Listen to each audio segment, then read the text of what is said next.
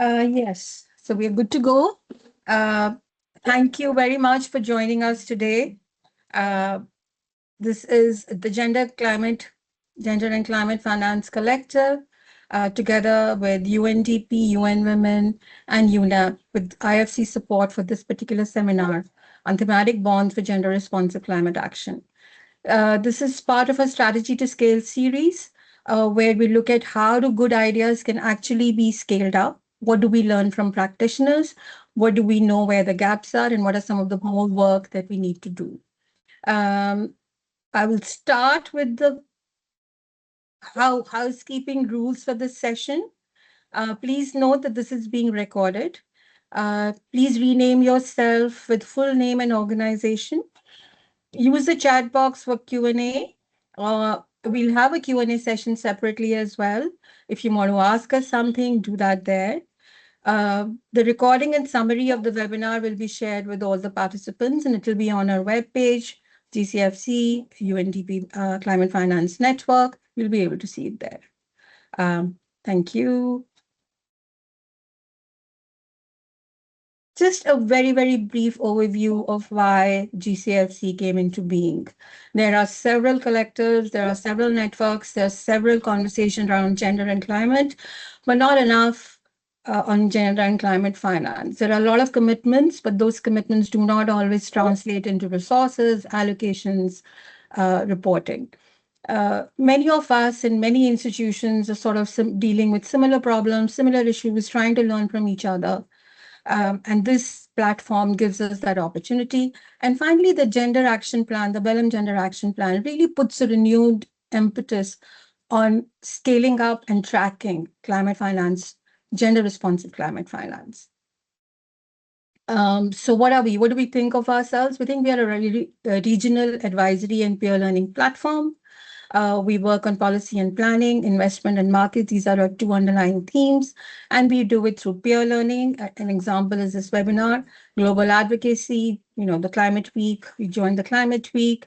We talked about it in the A-band sessions, but really looking at it from a very much a practitioner's perspective, and increasingly amongst the organizations that you see here who form our guiding sort of mentors, we are looking at joint programming opportunities.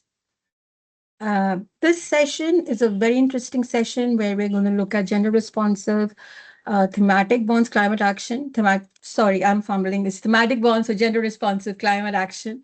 And why are we looking at it? Because bonds are increasingly becoming a very important financial instrument to mobilize resources. There's a large growing market. We don't need to get into that. And there's a real potential, which as yet we haven't fully tapped, as to how do we direct resources at the intersection of both climate and gender. They're seen as separate. There's no clear playbook, and it is really hard to balance the scale and the measurement and the credibility. So what do we do? What are we going to do in today's sessions? We have an excellent panel for you. People who are really working in this area, consistently have faced challenges, have found solutions. What we're going to today unpack is really looking at what are some of the practical approaches to combine these two themes. How do we apply that thinking in the real world frameworks? And finally, what is emerging that we can scale and that will be attractive to investors? I'm going to hand you over to Sarah, who's a moderator for this session. Sarah leads the Asia Pacific Sustainable Finance Lab at UN Women. She comes with deep experience in capital markets, making capital markets gender responsive, and is absolutely the right person to steer this conversation. Sarah, over to you. And as I said, Q&As, please keep them coming in the chat box, and we'll take them up once the panel discussions are over. Thank you.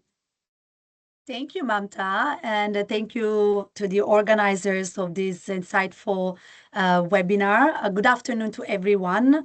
Thank you to all the participants today for joining us and joining this important conversation on gender responsive climate finance and the role that capital markets have in advancing inclusive sustainable finance. As Mamta said, I'm the lead coordinator of this new first of its kind platform in the region called the Asia Pacific Sustainable Finance Lab, which is a UN women driven initiative with the strategic partnership of IFC, the Sustainable Stock Exchange Initiative, and the World Federation of Exchanges to advance gender equality in capital markets. And many of the stakeholders that I deal with have often emphasized how can we connect better, align better climate finance with gender. And in particular, when we talk about gender smart financial instruments. So when we look at gender responsive climate bonds, we're talking about this type of financial instruments or debt instruments that raise capital for projects both that address climate objectives and then meet also gender equality outcomes. They have an incredible potential to mobilize capital for gender equality. Just to give you an idea, over the past decade, and our speakers will provide more insights over this, but the sustainable bond market globally, including green, social sustainability, and sustainability-linked bond, has grown into a multi-trillion-dollar market. So essentially, capital markets are willing to finance sustainable outcomes. However, gender thematic bonds are a marginal part of this market, of this pie. If we look at the recent data from IFC, gender bonds only represent 3% of the broader market. So, and this is an issue because truth is that women are disproportionately affected by climate shocks. Women SMEs have continued to face barriers in accessing finance, technology markets, including when we talk about green sectors. And at the same time, women are at the front line when we look at adaptation and resilient efforts globally, looking at agriculture, clean energy, disaster preparedness. So we need to start looking at really how to move from a marginal incorporation of gender into these financial instruments, but converging more climate and finance, which are already quite interconnected. The truth is, there is not truly a just transition without gender inclusion. So today, the panel will bring perspectives on how development finance, third-party reviews, stock exchanges, and impact investors, commercial banks, are looking at these instruments. What are the trends, the opportunities, how the market is evolving, what are the challenges that still remain, and how we can collectively move from this isolated management of climate and gender into more converging opportunity. So today I'm very excited because we have an excellent panel of speakers. The first one is Mr. Borja Garcia Fernandez, who's the Senior Sustainable Finance Specialist at the International Finance Corporation. Borja works extensively on sustainable finance markets and also with the investor engagement across emerging markets, including thematic bond frameworks and ESG integration. Borja, thank you very much for joining us today. To start off, from the investor perspective, we would like to understand from IFC and investor perspective, how is the demand evolving for sustainable gender-related and climate-related bonds in emerging markets in particular? And what would make a corporate climate and gender thematic bond credible and investable in Asia? Over to you, Borja. Thank you, Sarah, and thank you very much for having us at IFC on this very interesting discussion.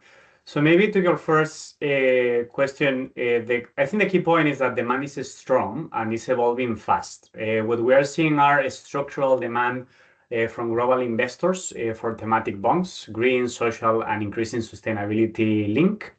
And there are two clear trends. The first one is that there is a shift from labeling to credibility and outcomes. And the second one is that there is a growing appetite in emerging markets, but with higher scrutiny. The second point that I would like to highlight is that gender is the next frontier, but it's still early.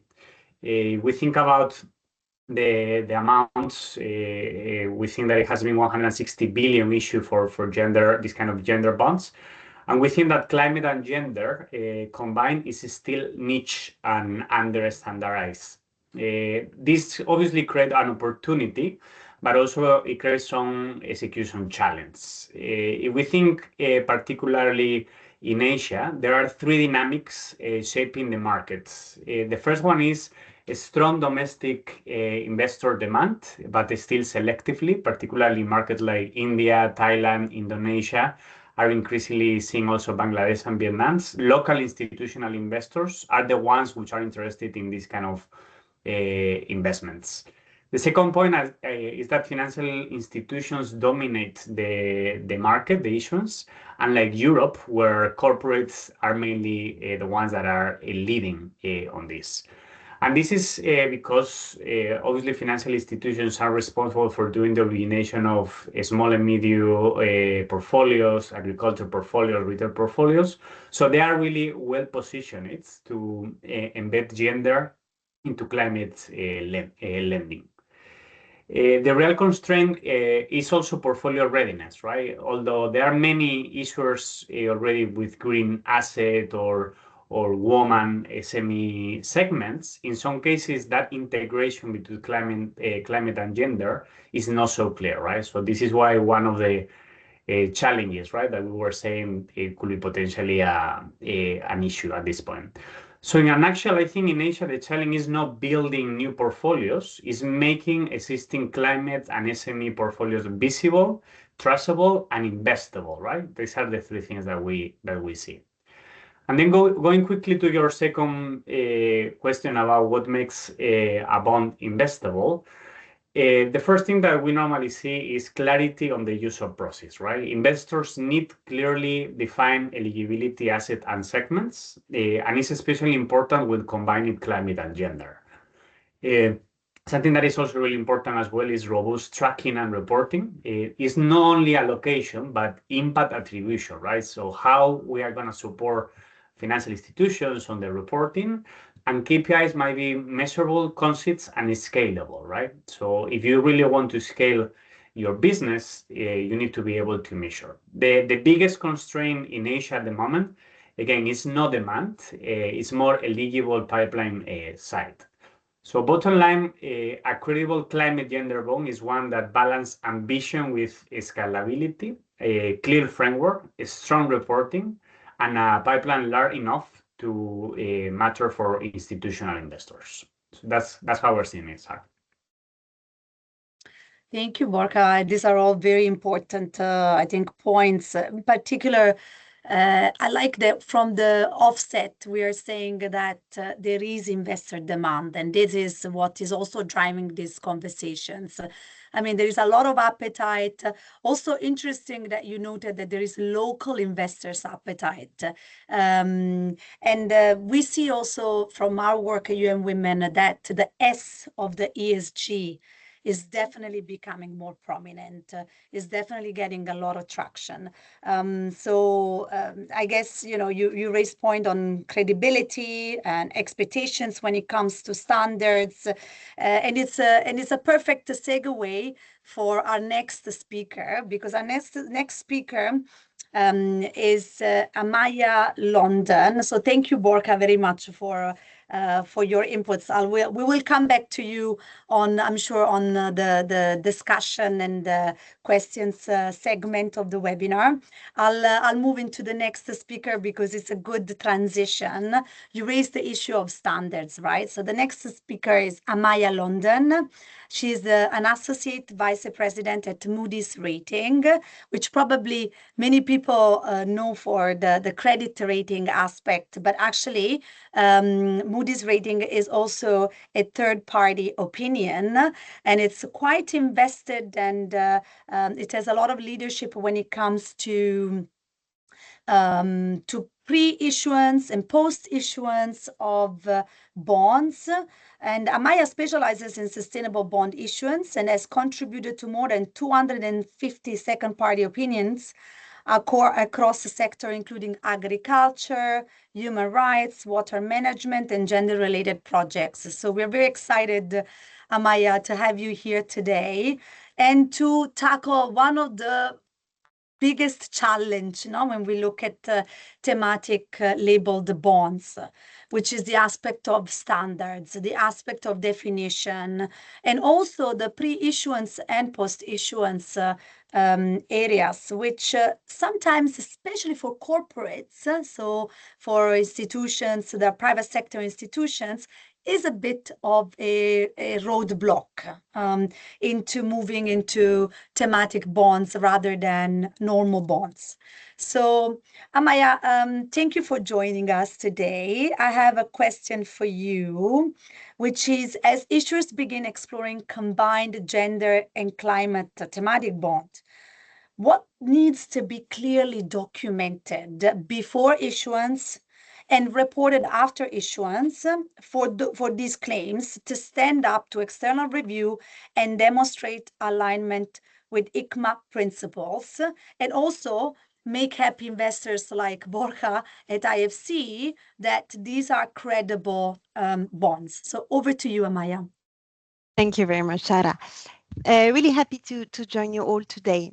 So I'm just going to quickly recall what is a SPO, a second party opinion. So it's an independent opinion on the green and social credential of a document that will govern the issuance of several or one label bond. So it can be for green, for social, and in the specific case, it can also apply to a climate and gender thematic bond. So typically, in the journey of issuing a label bond, the issuer will prepare a framework. What we call a framework is the key document where all the information that are needed to demonstrate the alignment with the green bond principle or the social bond principle are covered. And us, as Moody's, as second party opinion, we provide an opinion on this exhaustiveness of this framework and more on the expected credential of such a label instrument to be issued. So we arrive in the process pre-issuance, and we're going to verify that the key requirement of the green or social bond principle are covered in this document. Really quickly, the green bond principle and the social bond principle are structured similarly. So they are articulated around what we call 4 pillars. The first one is the use of proceeds. It was Borja was saying, the framework needs to include a clear description of what is going to be financed, with information on the eligible technology, especially when it's climate-related investment.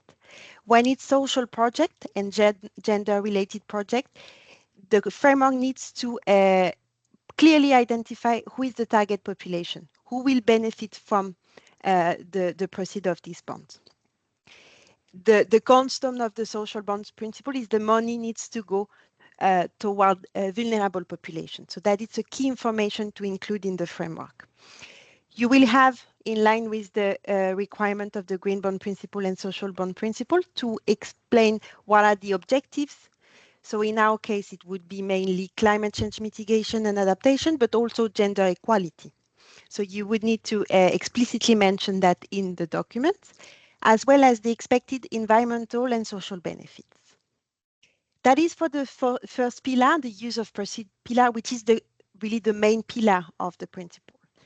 There is also a requirement in terms of transparency of the information toward investors, and this is for the rest of the 3 pillars. The second one, really quickly, is around the project evaluation and selection. Here, it's really about transparency toward investors on how the projects are going to be chosen, what are the role and responsibilities, and how the environmental and social risks that could be associated with the project are going to be managed and monitored. Then comes the third pillar. The third pillar is about how the money will be managed internally to ensure that 100% of the fund raised will go in fine to green or social projects. And then the last pillar is actually also key, as recalled by Borja. It's really about the reporting commitment. So it's about all the commitment in terms of transparency, frequency of the reporting, but also in terms of what is going to be reported. And here, for green, there is a lot of example of indicators that can be selected to report on the impact of such project. What I can tell you quickly is that for social projects, sometimes it can be difficult to report on the impact. You will be able to report on the beneficiaries, but it's always more difficult to report on the actual impact of a gender-related project than on the avoided GHG emission. That being said, what we observe as good market practices is for social project to include case study in the reporting. So you will report on the number of beneficiaries, but you could potentially include case study.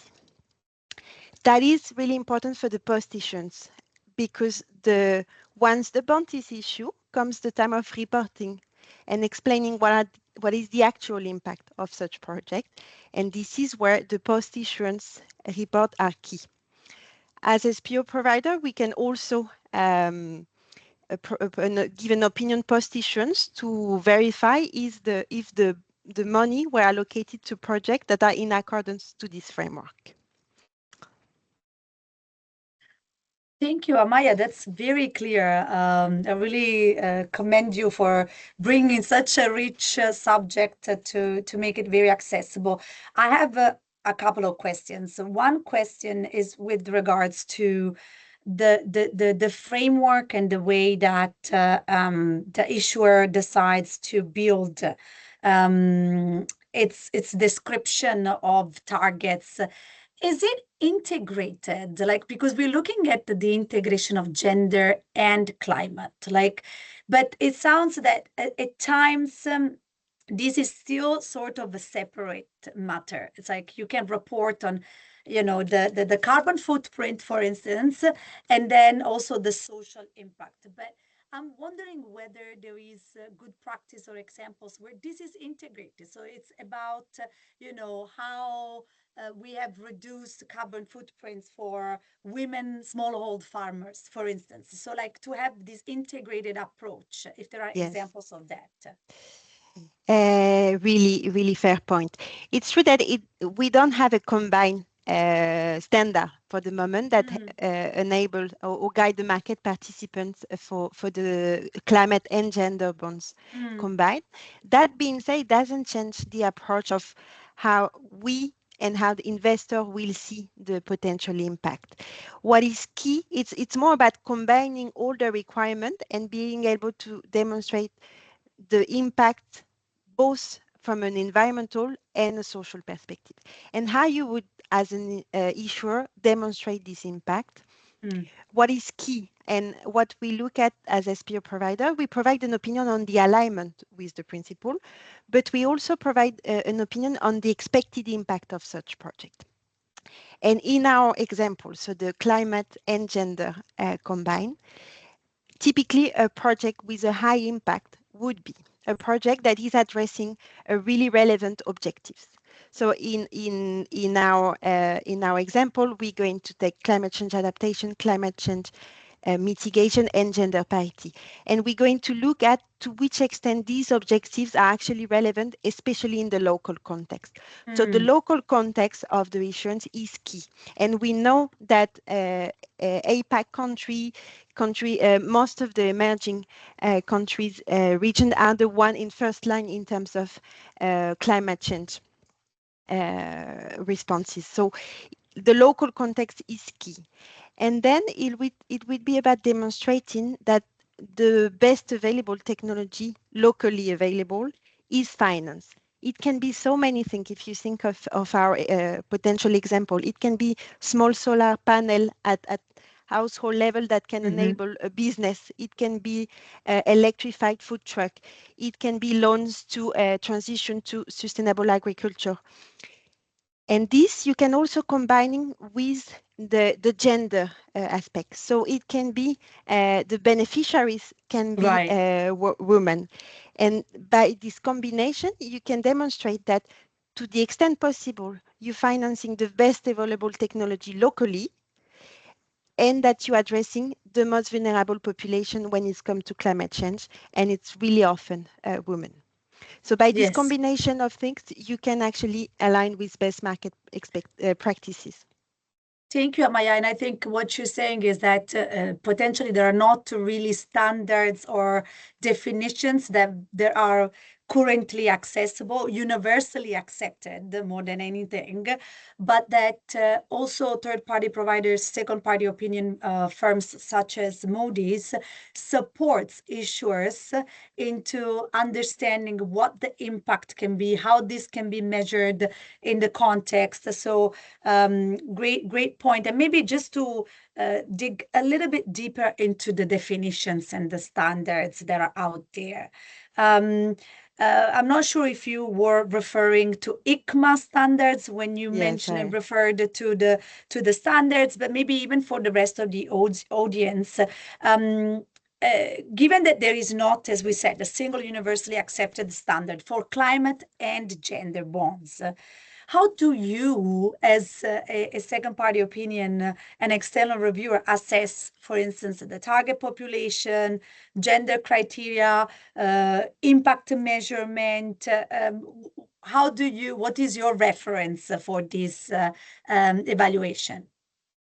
So really quickly, it's true that I was referring to the ICMA Green Bond Principle and the ICMA Social Bond Principle that would actually guide investor in their decision. And these two principles can be really applicable to climate and gender bonds, combined bonds. For the target population, we're going to use demographic information, economic information, publicly available, the World Bank data source, a lot of information to demonstrate and to see how women are actually vulnerable and what is the gender gap at local or country level. That is key.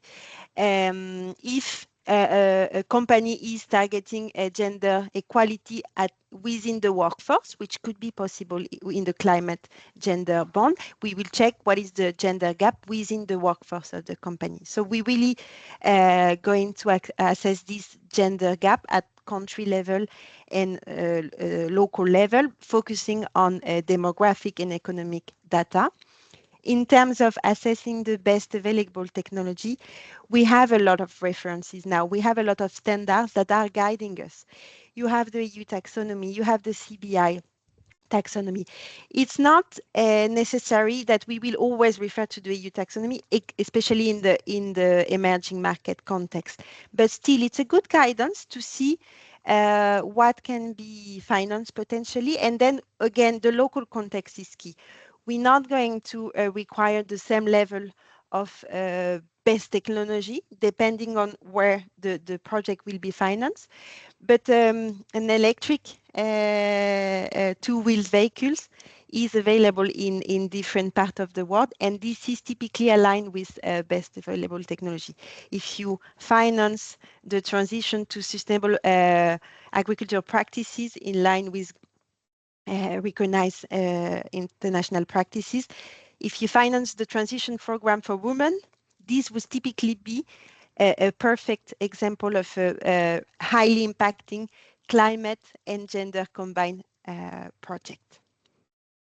Thank you, Amaya. That's super insightful. And I see some questions are coming into the chat. amongst which there is also the request potentially to share some of the links of the standards that you mentioned, or the measurement, even like how you measure demographic data and so forth. So thank you very much. I'm sure that we'll come back to you also, and I want to also invite and encourage everyone in the room to ask questions to these experts. So please put your question into the chat.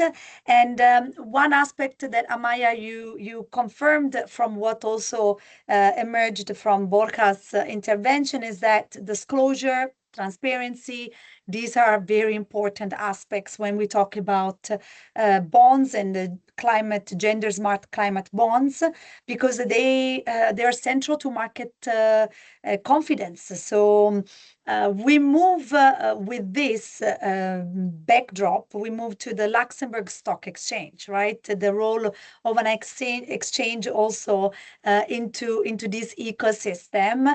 And our next speaker is Guillaume Jacques from the Luxembourg Stock Exchange and Luxembourg Green Exchange, an exchange that is at the forefront of sustainable finance. And Guillaume works on sustainable bond markets and capacity building initiatives with issuers, regulators, and market participants globally. So it's wonderful to have you. I don't see you anymore, Guillaume, but I hope I should be here normally. you here, right? So I don't know if Yes. someone can spotlight you. So I'm very curious because I work closely with the stock exchanges. So I'm curious also that you share your perspective from the exchange view on what are the trends that you see globally around thematic bonds with gender targets, and how can exchanges also in their role, in their capacity, help investors identify credible climate and gender finance opportunities. Over to you, Guillaume. Well, first of all, thank you very much for having me today and for the interesting questions. And now going to the question. So we released a study on gender-focused bonds with 2X in September 2025. And we found out two things. So we found out first that there is a growing number of gender-focused bonds in the last few years, and especially after 2021, when the Practitioner's Guide for Using Sustainable Debt for Gender Equality has been released by the ICMA, UN Women, and IFC. And the second thing that we noticed is that 41% of the gender-focused bonds are sustainability bonds, and 8% of them are green bonds. So what does it mean in practice? It means that at least 49% of the bonds, the gender-focused bonds, have environmental objectives, but also gender equality objectives. And why do I say at least? Because there are also the sustainability-linked bonds, and some of them might have KPIs linked to the environment, to climate, and to gender equality. So if we look at sustainability bonds, they may finance projects which have a positive impact on climate, and finance projects which have positive impact on gender equality. But if we go a bit further, certain bonds also finance projects which have a direct impact on both objectives. I have a perfect example for that.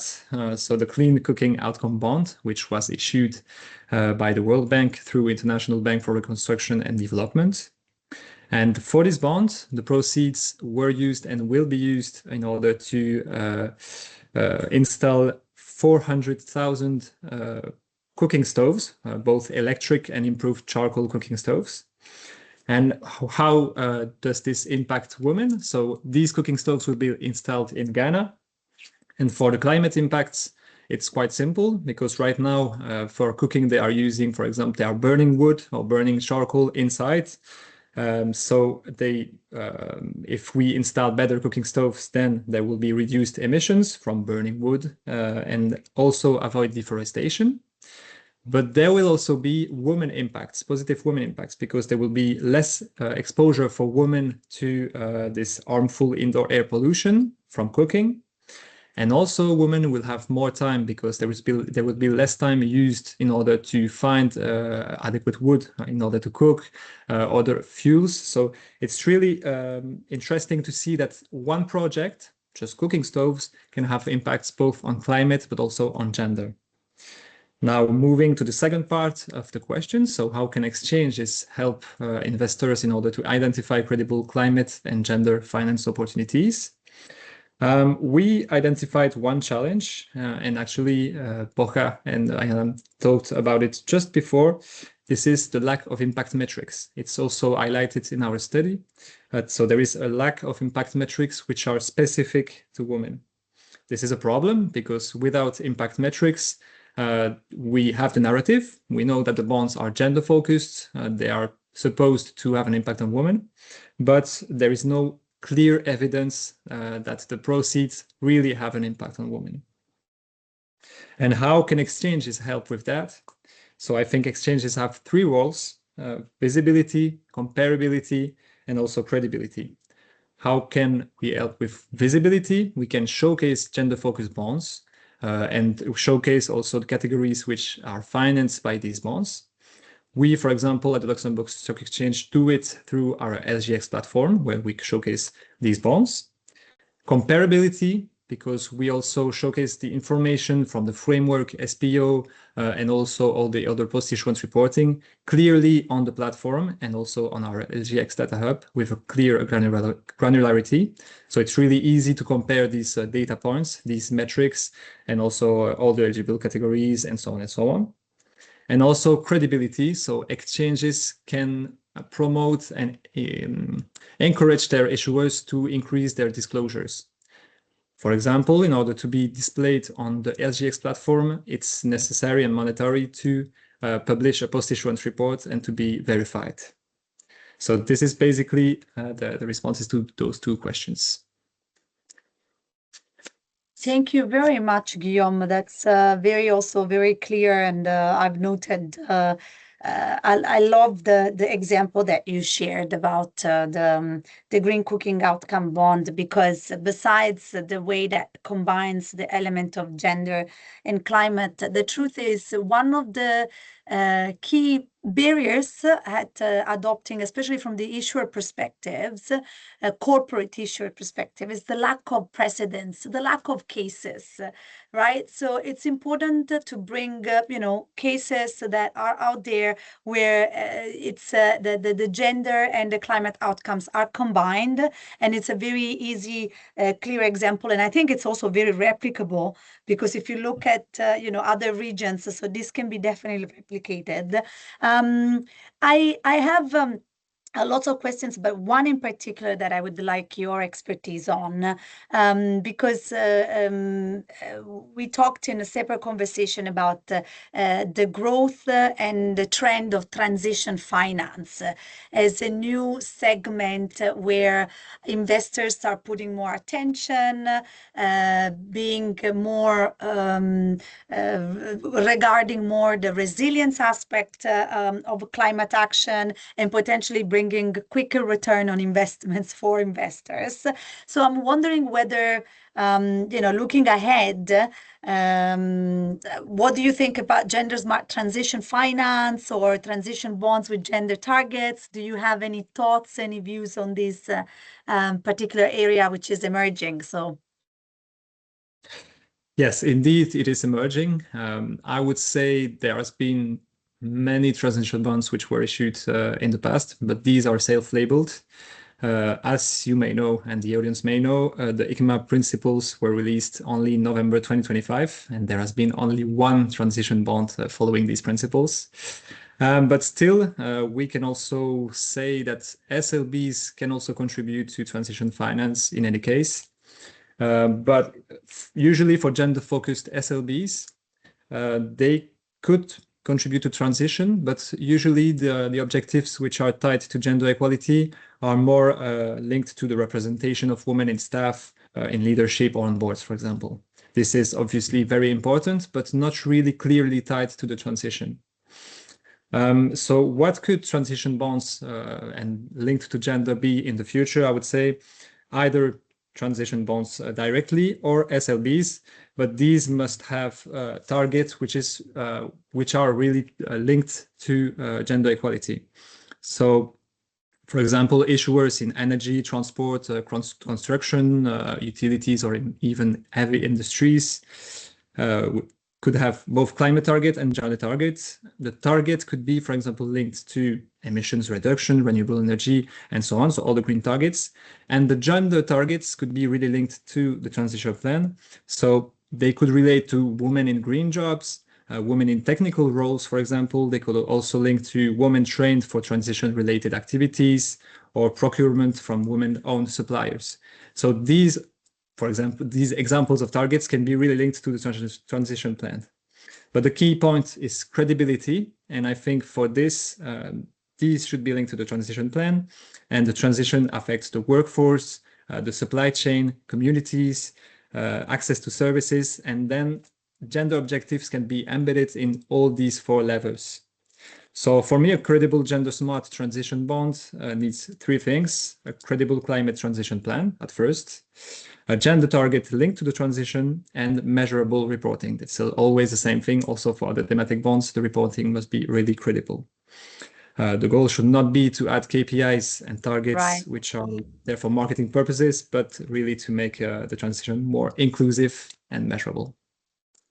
Thank you, Guillaume. And I think that, one thing that resonates with me is that sometimes working at UN Women and working with private sector to embed the gender equality principles in organizations and principles, often women leadership or women representation is the only thing that comes to mind, right? But it's not only that. It's about really, as you said, incorporating these values in the value chain, right? In the project, in all the pillars, including, for instance, supply chain or other aspects that you have referred to. So thank you very much, Guillaume. I'm going to move into the next speaker, and I see the chat is also moving on, but please start asking questions to the speakers so we can propose those and pose those to them into the question and answer discussion.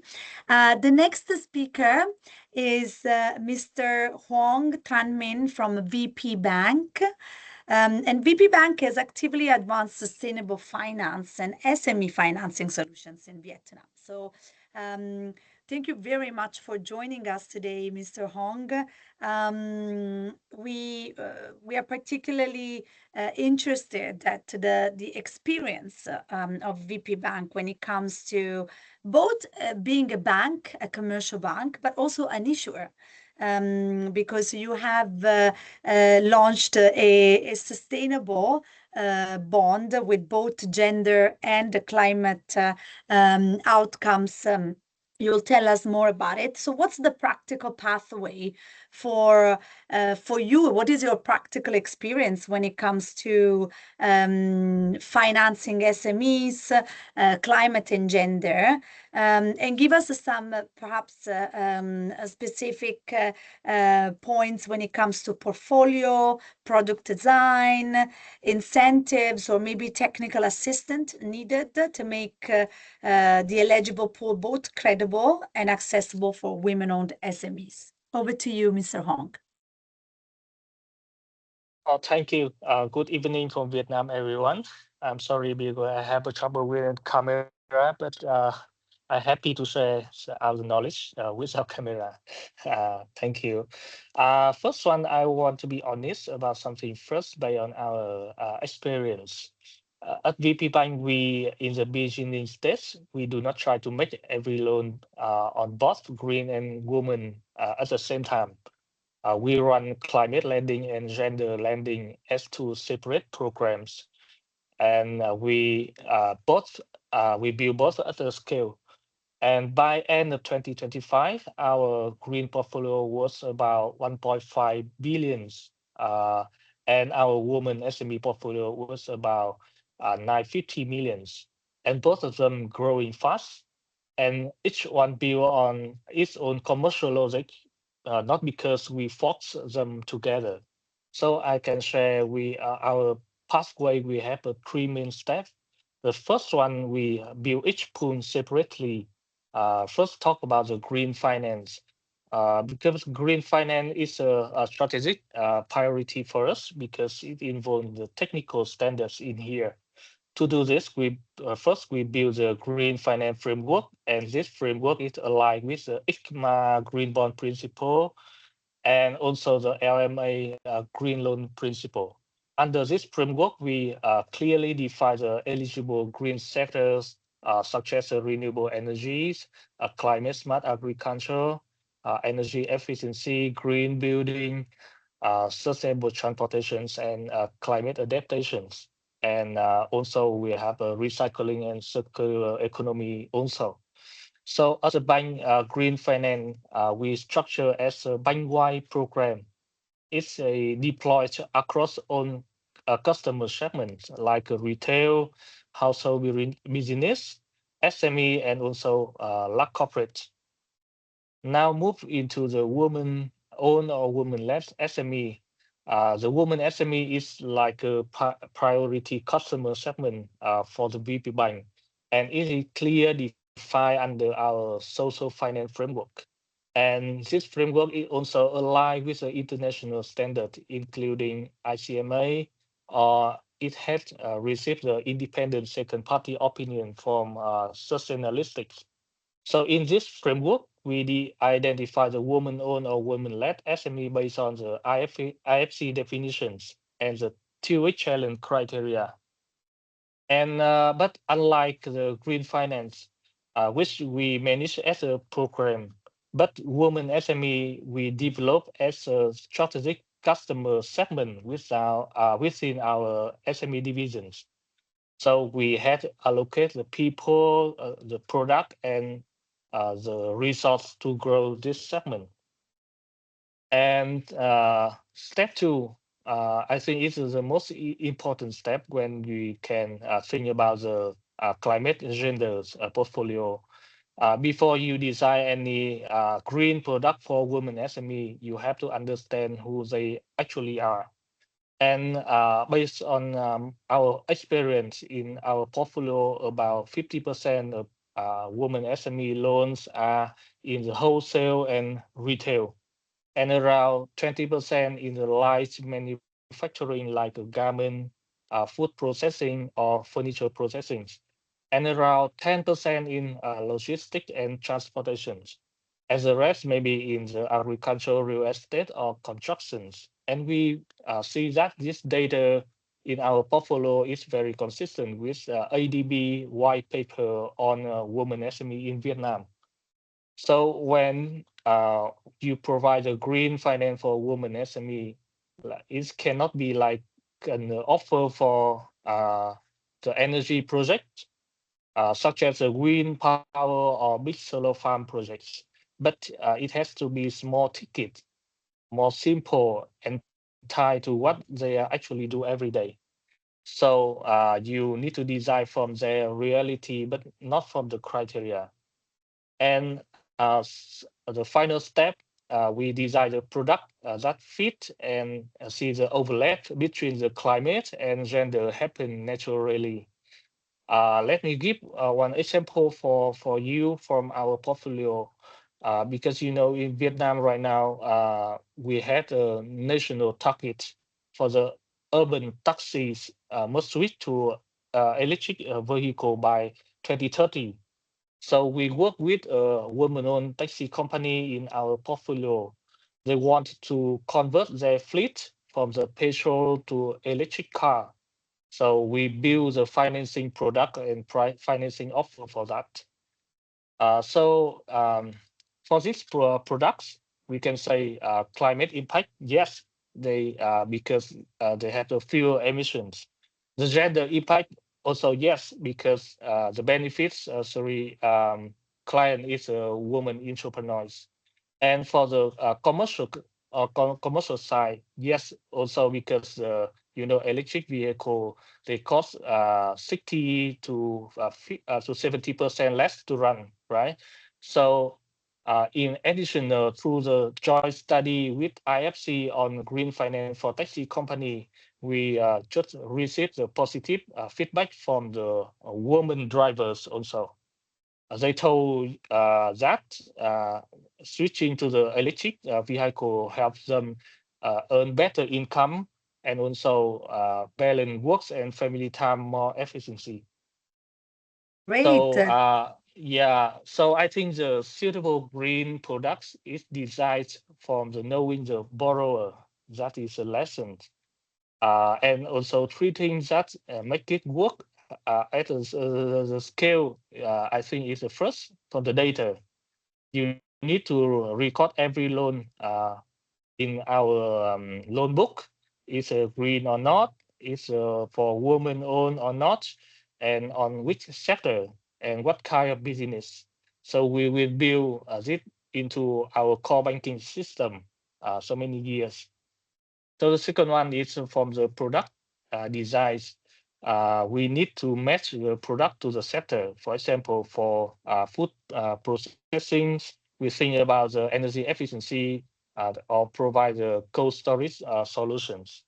For the retail, we can be provide the loans based on the certified sustainable sourcings, like for agriculture, right? For the coffee, we based on the rainforest certifications. And for transportation, we think about the fleet conversion to electric. And on the product, we need to like a small ticket, simple to apply and fast decision. And I think the last one is for the technical assistant and with the two directions. The first one is for own team. We have to train our sales staff to spot green opportunity inside the regular SME lending. And for the borrower side, we have women-owned SME to understand what suitable green innovations and how to apply. And many of them want to do it and they just do not know where to start. So that's on our experience when we build up the climate and gender portfolio in VP Bank. Thank you. Thank you, Mr. Wong, and thank you for the examples also, and how this bond that was initially issued with separate sort of work streams, let's say, it actually aligned over time to empower women-owned SMEs to drive climate action with electric vehicles and other areas and sectors which are relevant to the Vietnam context. So thank you very much. We don't have a lot of time, so I want to have just a quick question, a quick answer from you. Financially speaking, how good was this product for VP Bank? How has performed this bond so far? And you can be brief. Yeah. Thank you. Actually, in 2025, VP Bank had successfully issued the first international sustainability bond in Vietnam market, and they have a 5-year term and $300 million. And the bond is fully subscribed by DFI partner as an investor. It's a very good signal, right? But we also call the bond is sustainability bonds, not like climate and gender bonds, because as you know, the yield process of this bond goes into 3 separate portions. About 40% to support climate finance, 30% to support women SME, and the rest to support general SME, right? And the climate and gender are separate portions, not one combined requirement, right? So the bond still fully align with the TUIC challenge criteria for gender finance. However, every loan does not need to be both green and gender at the same time. Right. Okay. I see. But I mean, it was fully subscribed from the investor side, right? So it so far has shown a good, at least like a good performance as a financial instrument issued by the bank, correct? Yeah. Okay, fantastic. I wanted to have this quick answer just to confirm and show to the audience that again, we're not talking here about only looking at driving social impact, but we also reminding that these are products that are financially sound and are bringing financial results. So over to the last speaker before we move into the question to the discussion. We have today the Impact Investment Exchange, and with us our final speaker, Shivani Gulati.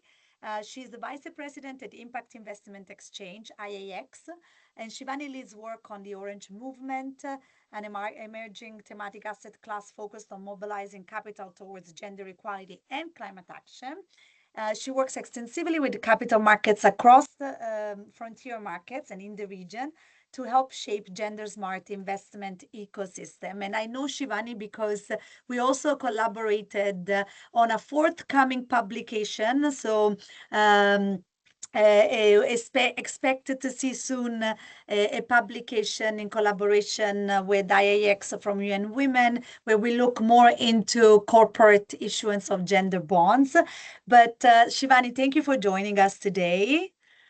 I have a quick question for you based on your experience. I mean, and I'd love to hear more also for the audience, a little bit more about what the Impact Investment Exchange does and has done over the past year in combining gender and climate debt instruments in the region. So with your experience as an issuer and market builder, how can climate and gender objective be integrated so seamlessly as you do in your product into the transaction design, use of proceed, and impact tracking, while still demonstrating both a strong business case, as we talked about before, and meaningful impact for women SMEs and their communities. So over to you, Shivani. The floor is yours. Thank you so much, Sarah. And hello, everyone. It's a pleasure to be here. As Sarah mentioned, IX does indeed sit on both sides of the market. We are both an issuer of gender and climate responsive debt security, as well as an architect of the infrastructure that lets other issuers also integrate the same gender and climate credibly in their actions. For us, this is not a thesis we're testing. It's a model that we've spent the last decade refining and building the market towards. So I'm happy to be here to share more practical examples from our work as well. Since 2017, we've issued 8 thematic bonds in our Women's Livelihood Bond series, raising over 320 million USD and reaching 3.5 million women and girls across 7 countries in Asia and Africa, right at the intersection of gender equality and climate action. This helped us evidence incredible scalability, additionality, and double the blended finance average that the market observes. Perhaps this was also the reason that IFC chose to invest in us in the last couple of issuances. Our last recent issuances were consistently oversubscribed, and that matters now more than ever because of the real backdrop of anti-ESG headwinds that we're facing in global capital markets. On the other side, as a market builder, we also steward the Orange Movement, which is a global movement in order to standardize, right those investments at the intersection of gender and climate. In fact, the term orange was derived by SDG 5 gender equality of the UN SDGs. Together with Australians DFAT, Nuveen, Minduru Foundation, and Standard Chartered, we're also supporting other issuers beyond IAX that can do this with the same credibility. And the broader market evidence is striking. Over 2 billion now has been committed under the orange label, and Q1 results alone show a 30% growth in the label, despite the slowdown of green, social, and sustainable labels. In 2025, we saw all major orange issuances being oversubscribed, and several of these also received pricing benefits. So, of course, one transaction can be a coincidence, but $2 billion towards a gender transformative capital ecosystem is a market signal that we need to talk about. I'm excited to share some practical lessons that we've been learning from a decade of doing this. And the answer is simple also. We must design this gender intentionality embedded right from the start and not as an afterthought. This works closely with what Amaya already mentioned about the principles of the SPO. So let's dig a little deeper there. Of course, there has to be intentionality that is powered by the business's core strategy and not an ad hoc tertiary importance as well. how tapping into the underserved and underrepresented market can make an economic and business case for corporates and financial institutions and sovereigns. First, we start with how you allocate capital. The first principle that we can use is gender positive use of proceeds. And the most useful thing to know here is that you can, of course, finance products and services that disproportionately benefit women, or enterprises with gender equitable workforces and value chains. You can even finance women owned or women led businesses, or finance green, social, sustainable, SDG aligned activities, but with a special positive carve out for women and girls. This flexibility is the point of the Orange Capital principles. It helps you build a credible, eligible pool without artificially shrinking it. Then there's actually the people doing the work inside your organizations. The second principle also asks issuers to show that the team that is structuring and managing the bond reflects the people it's meant to serve. At least 30% women need to be a part of your leadership or core bond teams. And ideally, these are voices from the communities that your proceeds will reach. So the real lived realities are reflected right at the outset. This matters because investors are now also getting more impatient with gender lens bond teams that are being structured without a gender lens in mind. This is also important because markets are getting sharper about this every year, and SPO providers also are looking at it more closely. And finally, like Hora said in the beginning as well, how do you make something verifiable, credible as well, to prove what you've done? The third principle of the Orange Capital principles also looks at what you can give to investors in terms of not just gender disaggregated outcomes throughout the life cycle of the capital, but also last mile impact verification. In the case of WLP, the sustainability framework received a fully aligned second party opinion from Sustainable Pitch, both against ICMA's GSS principles and the Orange Capital principles. This was one of the ways of us showing the market that gender forward multi-sectoral bonds do stand up to the same scrutiny that any other thematic bonds in the market represent. It was also a huge signal to other issuers in the market to do the same and align more green-orange issuances, which essentially do forward climate and gender equality nexus. What works also in this case is AI-assisted platforms or tech platforms that look at impact confirmation right from the last mile. The women that you're serving, the women that you're providing the financing for, are able to then say, are they finding the financing affordable, accessible? Are they also finding it of high quality? Is their lives improving as well? Are they able to finance probably more of their children going to school? Nutrition and healthcare for themselves and their families, and also furthering other community and tertiary goals as well.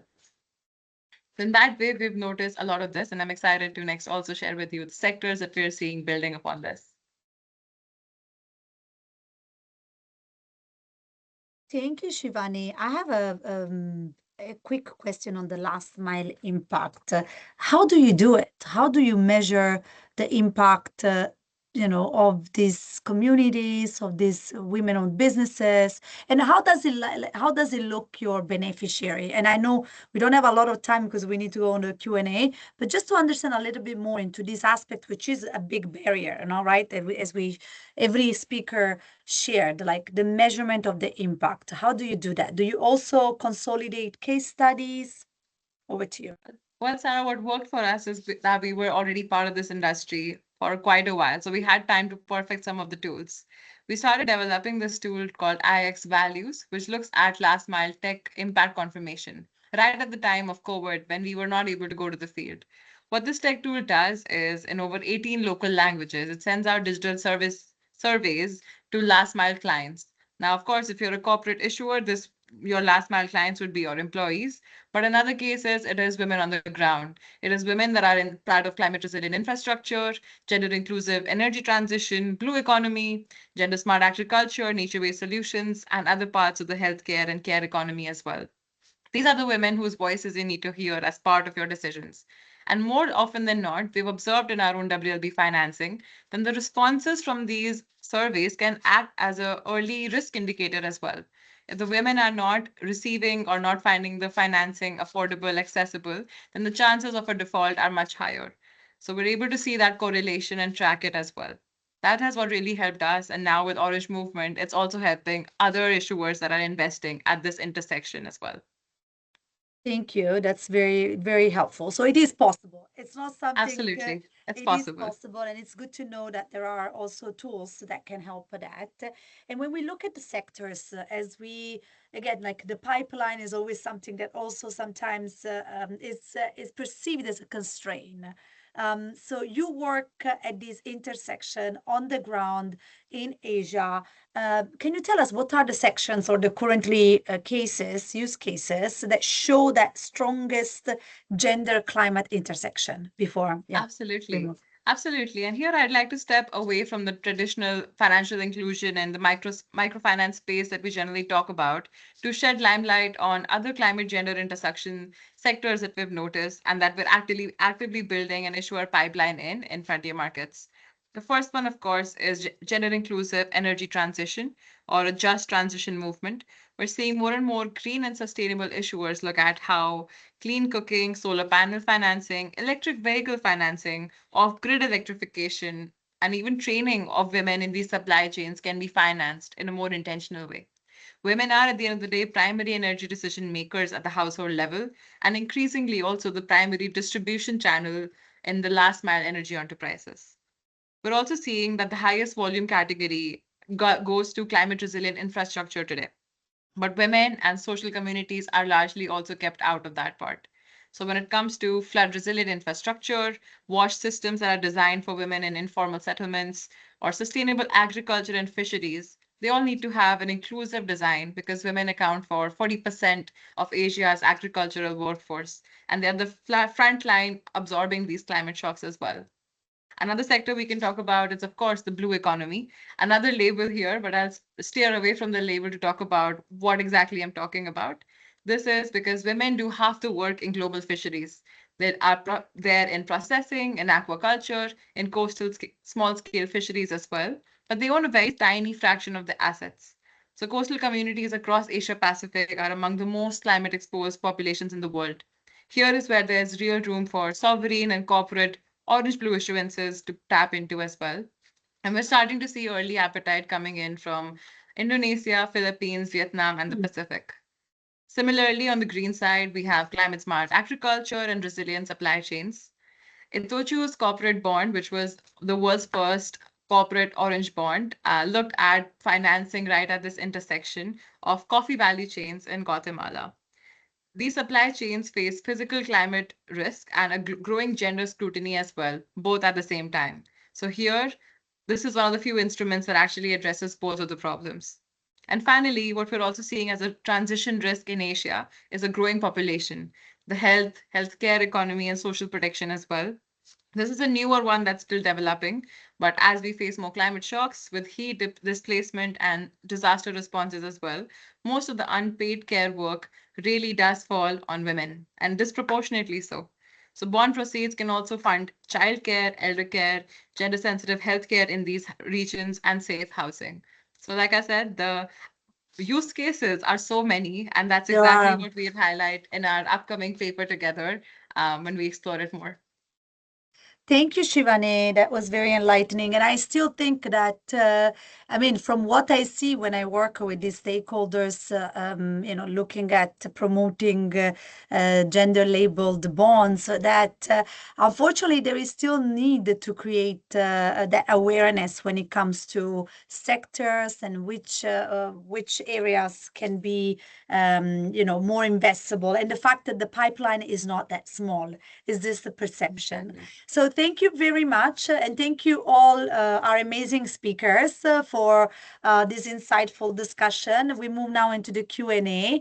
I've seen a few questions into the chat. So maybe one of the first and let me tell you also, we will share the recording, right? And we will share the presentation. So for everyone that is wondering about it, you will be able to see the recording. So maybe there is a first question that I see here in the chat is from Che from Anzac, Cambodia to Amaya. And whether you have Amaya, you have engaged with the youth and women to create the impact. Over to you. So as a second-party opinion provider, we typically provide the opinion prior to the issuance on what is the expected impact. What's happening in terms of process is that the issuer is providing us with all the documentation, which is mainly the framework and then additional information that can be of use. And we built our opinion based on this information. What is key is to, after the issuance and after the financing of this project, it's key for the issuance to report on the expected impact.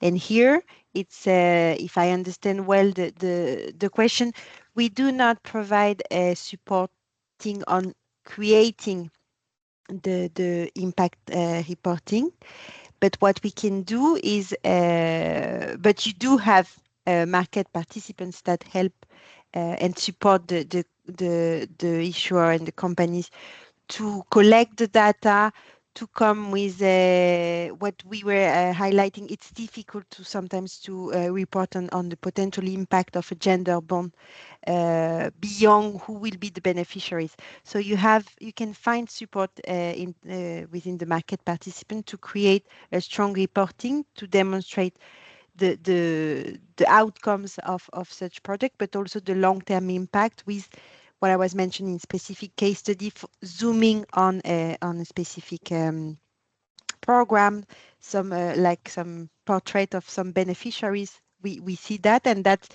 gives flavors and granularity into the impact of such project.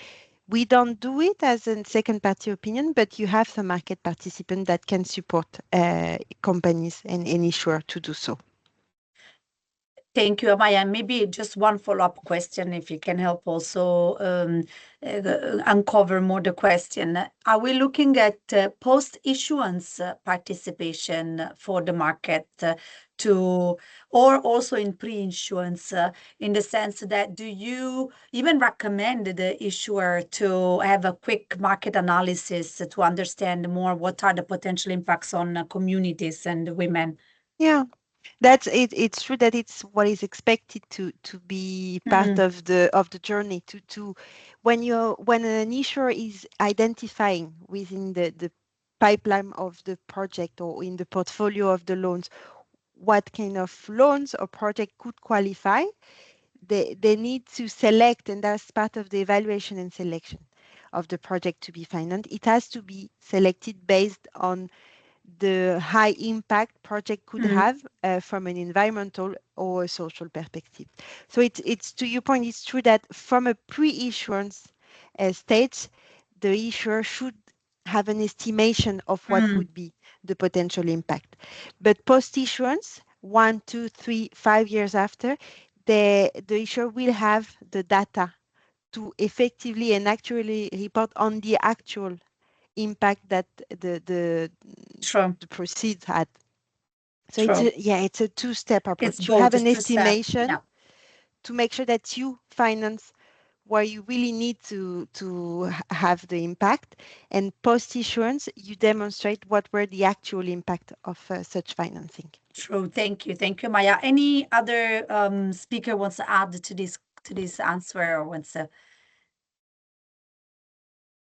If not, then we'll move into the next question that I can see on the chat, which is maybe for IFC, for Borja, with regards to the investment opportunity on how investors look at the Indian market. I see that green bonds have gained traction in India. Krishna is asking whether investors see India as a climate and gender bond opportunity market. Maybe Borja, you want to add, or any other speaker? Yeah, I think that when we think about India in the countries of Asia, obviously is the biggest market and the one where we can be a bit more innovative, right? So we have started seeing of kind of different, not only bonds, but also loans with a specific use of proceeds for women, climate, blue, and other use of proceeds. I think that what we are trying to combine now is this climate and gender angle, in the sense that, I mean, I don't know, you can be, for example, putting solar panels in rural communities, or so in that way is the way that you are supporting both, right? A clean energy with an impact on social or gender, right? So we're seeing more and more projects on that. Definitely for us, India is really important with global initiatives like, for example, AgriConnect, which is an initiative that we have in the World Bank to support smallholder farmers, water forward, to provide water and sanitation to low and lower middle income population.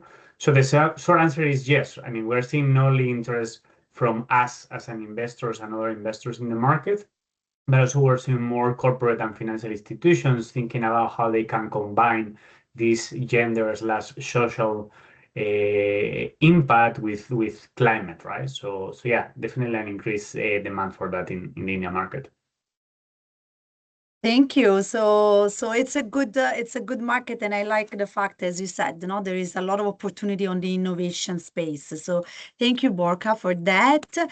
Maybe we move into the next question. And let me know if I'm missing anything, but I see that there is a question on the transparency side of things. And Sony, Tanushri Sony from Plan International Australia is asking regarding the principle of transparency in the investment process and reporting, and she's referencing the orange bonds. What is the guidance regarding disaggregated data collection to measure the impact and reporting on who's getting benefited? And does it also extend to age-based disaggregated? Thank you. Shivani, over to you. Thank you so much, Dhanushri, for your question. Indeed, when we look at proceeds, we are not looking at disaggregation at this time. We are looking at different communities. So it is geotagged in that way as well. This is how we're able to see the proportion of financing that is done to different communities. What is the average response from that cycle? Of course, we're not able to do a random set for this. We are able to do a random set of this instead of actually looking at 1 million beneficiaries or clients, as I would like to say, of Orange Financing. I'd be happy to speak more to you about this as well, and we'll also share more resources with you over chat now. So you can look at our tool and browse it. We also developed this tool to be intersected with IFC's performance standards, the GRIs, Equator Principles, UN SDGs. So with one tool, you're also capturing a lot of data that high-end investors and high finance investors want, which is exactly the point that we wanted to make with these capital securities, how we can have more verifiability, more credibility in the market as well. Thank you, Shivani. Moving on, because we don't have a lot of time, and I want to make sure that we answer the questions. I see, for instance, there is a question from Biplap from Bangladesh.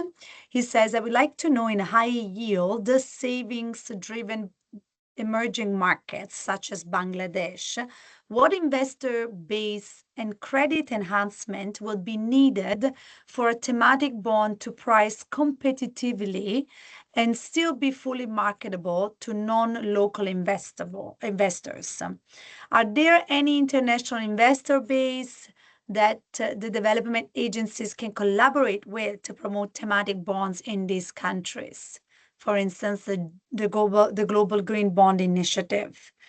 I'm not sure if any of the speakers has perhaps IFC or anyone else has more an overview over this aspect of, I guess, attracting international investors and make gender and climate bond investable in emerging markets where probably I'm thinking like credit ratings can be a bit different. So if I understand correctly, the answer is anyone willing to give some thoughts to this point?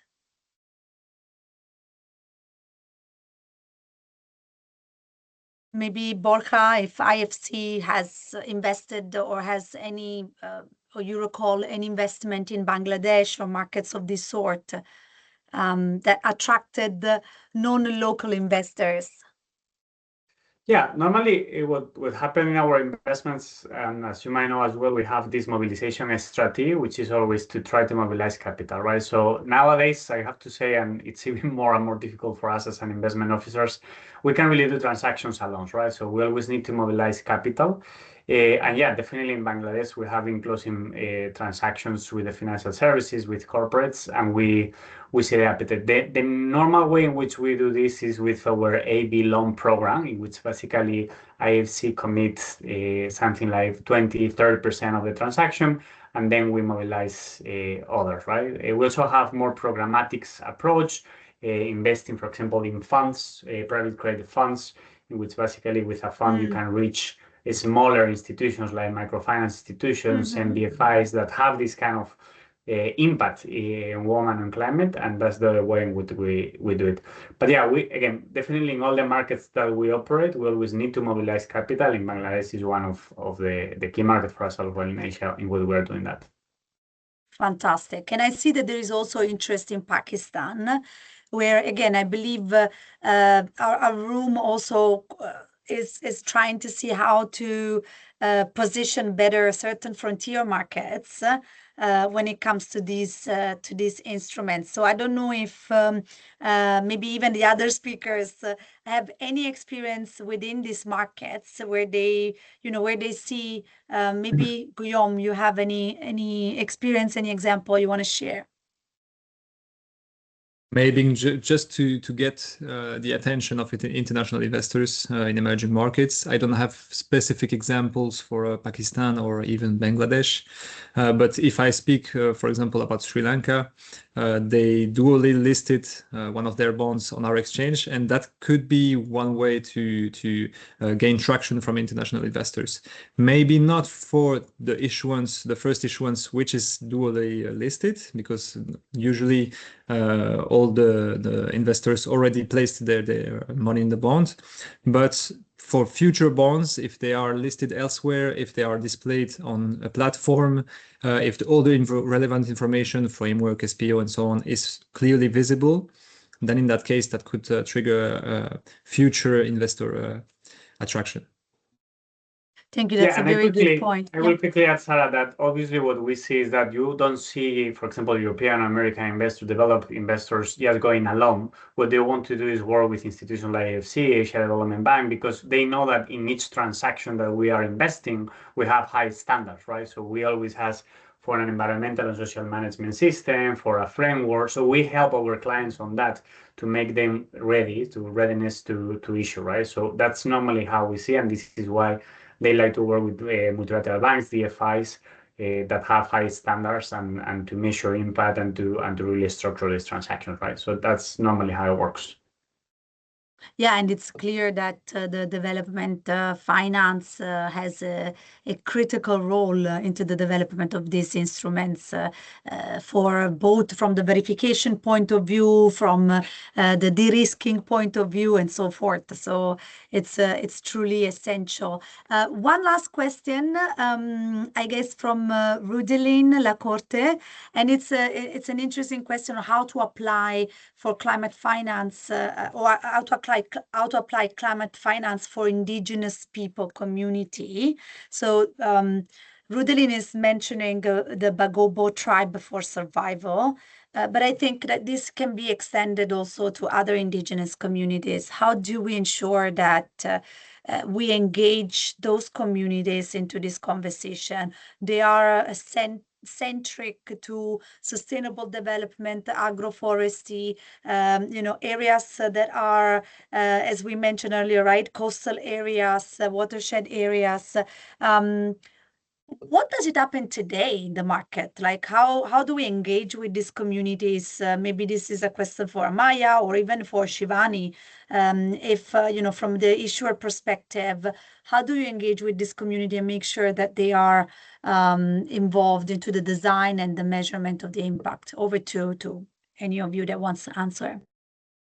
Maybe Shivani, I will start with the theory, and then you can complete these examples, concrete examples. I think the logic would be similar to what I was presenting in terms of gender woman target. So the key again for a really highly impactful project, climate and social combined, is to finance best-in-class technologies locally available, and also to target the vulnerable population. And here, indigenous population are really often identified as the most vulnerable population, both in terms of access to essential services and also in terms of exposure to climate change. So by targeting this population, typically you would an issuer would easily demonstrate the potential impact of such project and its ability to target the most vulnerable population. How to do in practice? This comes, you can do it in different ways, and it would highly depend on what the profile of the issuer. If it's a financial institution or if it's a corporate, the way of reaching this population will be typically different. But I would say that you have some guidance, international guidance on how to ensure that these indigenous people rights are actually ensured and protected. Anything that's on-field project with a forum for free discussion and a good monitoring of the potential impact that the project would have is actually key. And I would say, I would finish here, the monitoring of such impact must be in terms of what could be the negative externalities that could negatively impact such population with a project. If it's a renewable energy project, you don't want to have displaced population. You want to make sure that this population may receive a good compensation in terms of land usage. You have a lot of negative externalities that need to be monitored and compensated.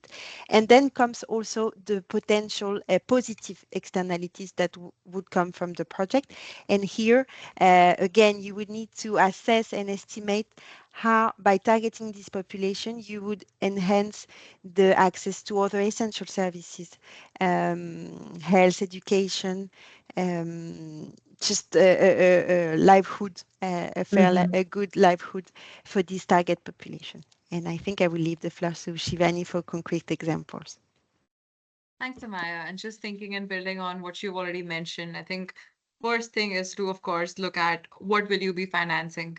Within this big arbitrage that we have for agroforestry and sustainable development communities, there may be a trade-off. How can you support communities without actually making sure that the environmental benefits are also present there and you're not doing any significant harm to them by financing the bamboo industry as well. So that's one of the trade-offs you'll have to consider as well from a human rights perspective, especially to make sure there is no displacement, there is no people risk, social risk from that angle as well, especially as we look at an increasing climate risk for these communities. Every dollar of financing needs to be very forward-looking, maybe 10 or 20 years in the future, for making them maybe more climate mitigatable. Second, if you're doing more climate adaptation work for them, what kind of work do you want to have for them? And that will, of course, then decide the kind of investors that you will bring in, and then the way that you will work with the community.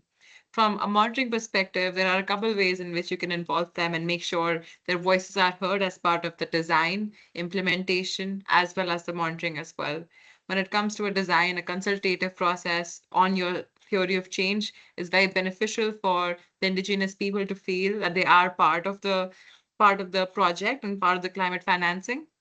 There's a lot of research that says that people who are involved as part of communities that are involved at the beginning of a project design are more likely to be involved and invested in the ongoing monitoring for it, which enhances your per dollar value of monitoring, but also the success of your mission, sustainability of your mission long after the financing is done. That's the kind of envision that you should also be working towards. And secondly, this is a tool that we use as well, which is the IX values tool, and we look at how they can answer some surveys as well. Uh, if not online, then how you can do that in an ongoing way as well, in person with them, in a way that they feel that they're responsible for the assets that they're creating as well. So with these two to three things, I would say just thinking about how do you fund, what do you fund, and how do you involve the communities throughout the process, not as an afterthought, but having an ongoing, open, consultative process with them. Thank you, Shivana and Maya. And I think it's time to wrap up. So I just want to thank you all speakers for this very insightful and even practical, even concrete conversation, which I think everyone has appreciated. I also want to thank the participants for providing both questions and also insights in the chat. We have seen, I mean, it's clear there is a strong market momentum when it comes to gendered, labeled, and thematic bonds. They are some of the fastest growing thematic labels in sustainable finance, but still we see that there is not yet traction, not the traction that we need. It's still a niche segment. So, but these instruments hold a significant potential. So we need to make a bigger effort and coordinated effort as ecosystem players to strengthen standards. As we said, one of the challenge that it's here, definitions, improve data collection, address some of the pipeline constraints, build investor credibility, confidence, so that the social aspect is not an add-on, but it becomes the integral part of climate finance. I think I really appreciated all the concrete examples that our speakers have brought today to really bring it, to the field, how this can look like, with the example of the cooking bond, or other examples from all of you speakers, IAX, and the fact that measurement is possible, and that even the second party opinion firms can support into that impact measurement, into creating case studies, and thanks to IFC also for bringing that investor perspective over our emerging markets. So I'll stop here. Thank you for the co-organizers. Over to you, Mamta, for the final remarks. Yeah, no, thank you, Sarah. Thank you, panelists. It was really a very interesting conversation. Keywords for me were really credible, impact, use cases, local context. So really a lot of interest and a lot of work to be done. And as someone in the chat said that can UNDP do more? Yes, definitely. This is one of our core areas of work, and as it is for UN Women, as it is for IFC and others. And yes, we will look at more joined up, more coordinated, more focused work in this area. Thank you very much for your participation and for staying on. You will get the recording of this and a summary of the webinar discussions. It'll also be posted on our website, GCFC. If you can just share the link. And you can also go and listen to some of our past webinars, which were equally interesting and equally inspiring. So this leaves me that thematic bonds is not a world which is very obscure, which is very much for the big financial sector guys. It's very much something that we can engage with, we can influence, we can work with. And that really is the core principle of GCFC, just understand things and let's see how we work with them.